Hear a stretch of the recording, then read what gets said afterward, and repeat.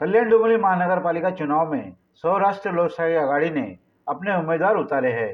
कल उम्मीदवारी अर्जी भरने के अंतिम दिन डॉक्टर बाबा साहब अम्बेडकर राष्ट्रीय परिवर्तन पक्ष के राष्ट्रीय अध्यक्ष नरसिंह दत्तू गायसमुद्रे साहब के नेतृत्व में पैनल नंबर 17, पैनल नंबर 18 से 4 उम्मीदवारों ने नामांकन दाखिल किया है। जिन प्रत्याशियों ने पर्चा भरा है उनके नाम इस प्रकार है: नाना गायसमुद्रे प्रभाग नंबर 17 क, अनिल कोकाटे पैनल नंबर 17 एवं फ़हीम शमीम शेख पैनल नंबर 18 से ड, तो मुजीब पिंजारी प्रभाग नंबर 18 क से फॉर्म भरा है। इस मौके पर जय भारत नगर में एक रैली निकाली गई थी, जिसमें नरसिंह गायसमुद्रे साहब, अंबादास भालेराव, सतीश शिर्के, करीम खान इत्यादि का सहभाग रहा।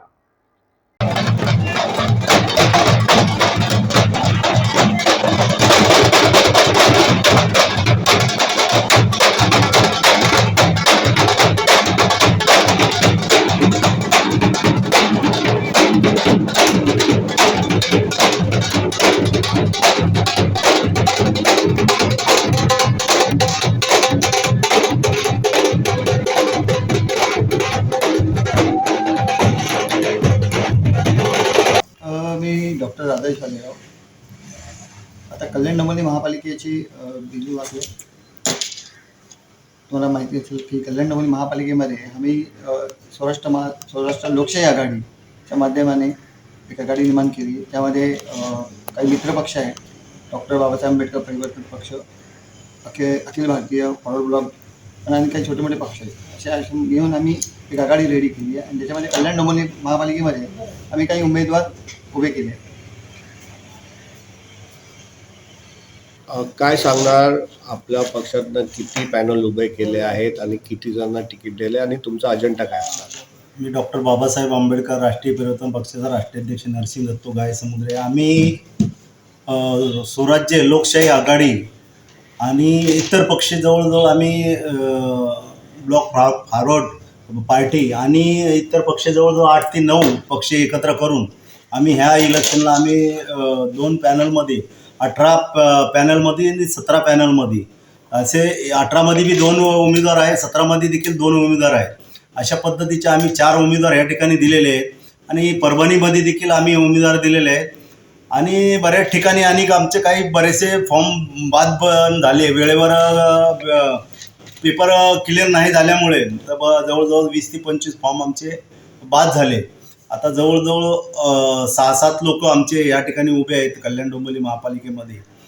आणि येणाऱ्या महापालिकेमध्ये बघत आहे आपण की जवळजवळ 10 वर्षे इलेक्शन लागलं नाही आणि अचानकमध्ये यांचे सर्व कागदपत्र रेडी केले, अचानकमध्ये इलेक्शन लावलं आणि समोरच्या ज्या छोटे मोठे पक्ष आहेत त्यांना पेपर जमा करण्याला जरा देखील वेळ दिला नाही.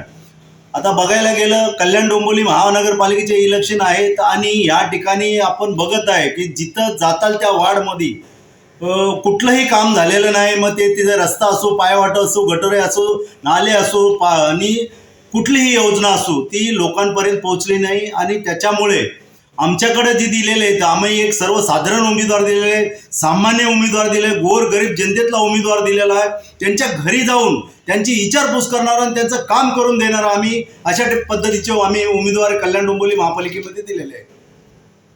आणि ही उमेदवार दिलेले असताना आमचं एकच म्हणणं राहील की भलाड्याला तुम्ही निवडून हमेशा देता, परंतु एखाद्या वेळेला तरी बघा की सामान्य व्यक्तीला निवडून देऊन की भलाड्या व्यक्ती काय करू शकतो आणि सामान्य व्यक्ती करतो. आज महापालिकेमध्ये आपण बघितलं तर करोडो रुपये म्हणजे 10 करोड रुपये देखील या महापालिकेमध्ये इलेक्शनला खर्च होणार आहे आणि ह्याच्यामध्ये एकदम पैशाचा बाजार लुटला जाणार आहे. लोकांना पैशाचे एकदम आम्हीच देऊन विकत घेतले जाणार आहे. अशा पद्धतीची परिस्थिती आहे. परंतु 5 वर्षे त्याच पद्धतीनं लोकांचे कामं होत नाहीत, लोकांचा कुठलाही म्हणजे विकास होत नाही आणि नंतर मग लोक रडत राहतात. 6 महिने गेले की लोक रडत राहतात, आम्ही मतदान दिलं, आम्हाला काम केलं नाही.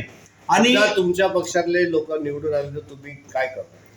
आमच्या पक्षातले लोक निवडून आल्याच्या नंतर कल्याण डोंबिवलीमध्ये ज्या वार्डमध्ये आमचे उमेदवार असतील, जेवढे बी विकासाचे काम आहे तर ती तर आम्ही करूच, महापालिकेचा निधी तर आणूच. पण मी सांगतो की मान्य आम्ही पंतप्रधानचा, मान्य राष्ट्रपतीचा, जी असतील शासनामध्ये जे अधिकारी असतील आपले पण आमदार असतील किंवा खासदार असतील, आम्ही कुठलं केंद्रातला कुठला देखील निधी आणू शकतो. म्हणजे अशा पद्धतीचं आमची एक ताकद आहे आणि तीच आम्हीच आणू शकतो आणि विकास कामे पूर्णपणे एकदम जोमाने जोराने करू अशा पद्धतीची मी गवाही देतो. जय भीम, जय बुद्ध, जय भारत, जय भीम. मस्त.